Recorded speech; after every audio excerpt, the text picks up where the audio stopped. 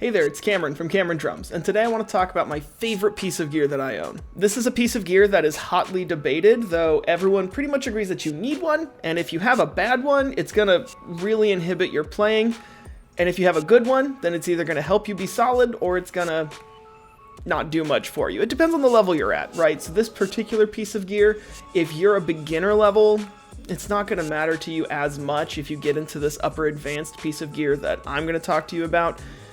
But if you're a professional or even an intermediate player, this is something that can really help take you to that next level, because beginner gear, a lot of times, is great to start, but comes with some stops that keep you from moving forward. Have you guessed what it is yet? If you guessed it was my kick pedal, then you'd be absolutely correct. We are talking about this Tama Iron Cobra 900 kick pedal. Before we get going any further, remember to like and subscribe so you can see more product reviews as well as drum covers and possibly lessons moving forward. Now, kick pedals especially are something that can really stop a beginner drummer from moving on to that upper intermediate level, because at some point the entry level gear just isn't going to be as responsive, it's not as high quality, and it will eventually break on you. And there's a number of reasons related to all of that why I like this particular pedal. Now, the first reason I like this kick pedal is that it is cheap. And not only is it cheap, but it is the top tier pedal that Tama makes. This runs about $350, $300, depending if you get it on sale. At Sweetwater or most of the other music stores, it's going to be about the same. If you get the double pedal version, then it's another, I think, $100, $150. Still not too bad.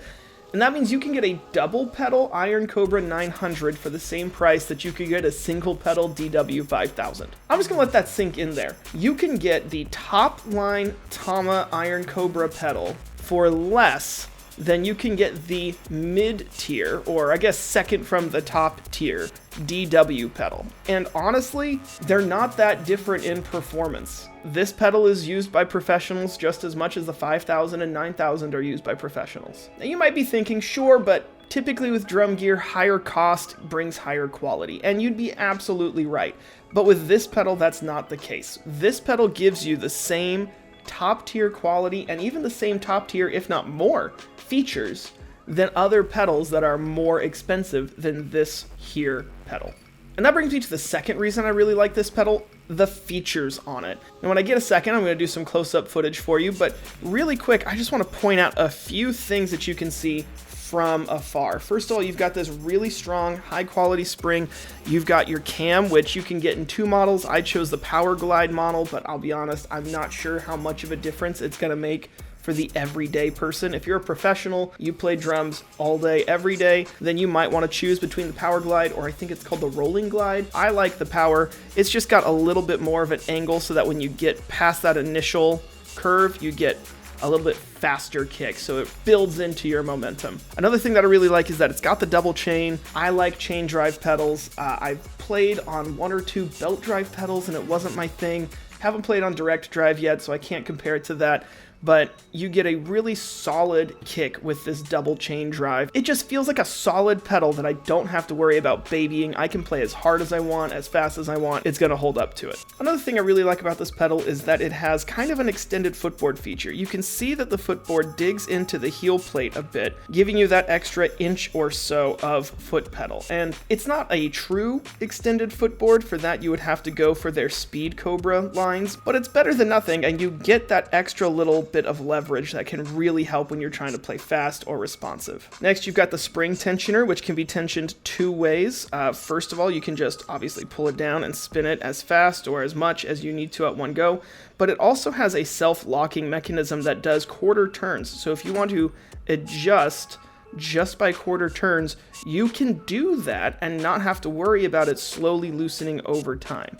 You've got not only the spin lock from the top, but again, this notch that digs into your lug at the bottom, which helps really secure it in place. I have set this thing at a solid tension and it has not moved on me since I adjusted it probably 9 months ago. Speaking of spring tension, you can just release the spring entirely by using this little bearing hoop thing here.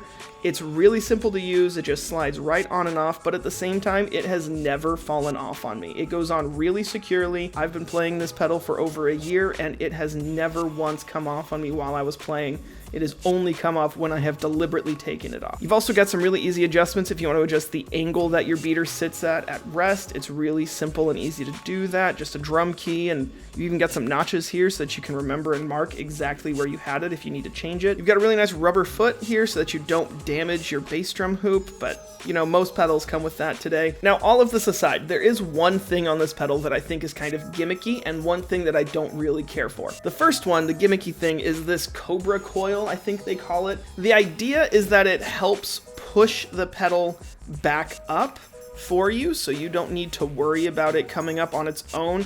You don't have to rely on just the spring here. But I'll be honest, like, it doesn't go down very far and it's a fairly weak spring. So I feel like if it were to really push up, you're not going to get a whole lot of effort. It's kind of like when you've got the big old dad and his toddler that are pushing the same box or the same rock. Like, is the toddler really doing any effort? That's kind of what it feels like here. That being said, if we take it apart and just let it sit here, you can see when I push down that it does spring back up. So does it do something? Yeah, I guess, but I'll be honest with you, I've never once noticed it really making that much of a difference for me, if any difference at all. Now, it might be one of those things where if I switch to a pedal that doesn't have this, I'll notice it almost immediately, but when you've got this hefty, strong spring down here and this wimpy spring down here, I really just don't think it's gonna add a whole lot to it. Maybe I just need to adjust the positioning on it some more, play with that some more, but now maybe I just need to slide this forward and back, which you can do. You can adjust where this coil is, but I'll be honest with you, it doesn't hurt me where it's at. I've never noticed it get in my way of playing, so I'm just gonna kind of keep it where it is. The other thing I don't really care for about this pedal is the beater that comes with it. Now, this is something that is a small issue. It works just fine. It gets a great sound, a great tone. It's high quality felt. Again, I've been playing this pedal for over a year and it is not showing very many signs of wear and tear. It's in solid condition. So it's a well-made product. I just don't know that I like this particular style of head, and I'm not sure how many other people will too. In fact, I see a lot of people who are playing Iron Cobra pedals online who swap this out for any number of other pedals that they choose, which, again, super easy to do. One bolt right here, slides right out. So who is this pedal good for?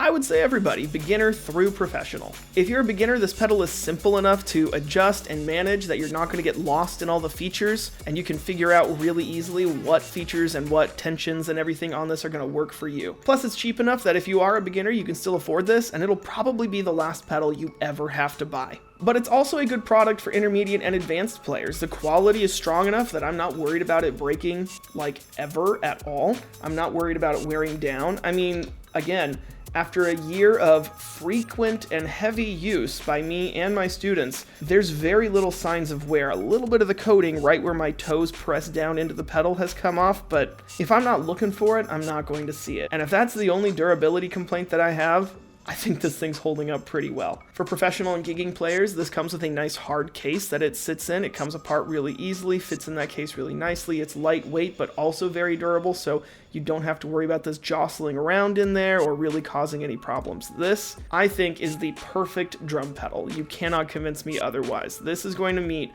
99.999% of all of the needs for any drummer out there. The only people who I would say this is not a good pedal for would be people who are maybe just starting out and are on a very strict budget, but you can get other Tama models that are similar quality that are cheaper. You know, they've got the 600 and the, I think, 200 or 300 models, which are similar quality, but fewer features. Thanks for watching. If you play Tama Iron Cobra pedals, tell me why you do in the comments, and if you play something else, also tell me why you do in the comments. I'd love to hear from you. I'd love to learn more about other products that I could review. Let me know if you like this video, what you would like to see in the future. Thanks for watching. I'll see you later.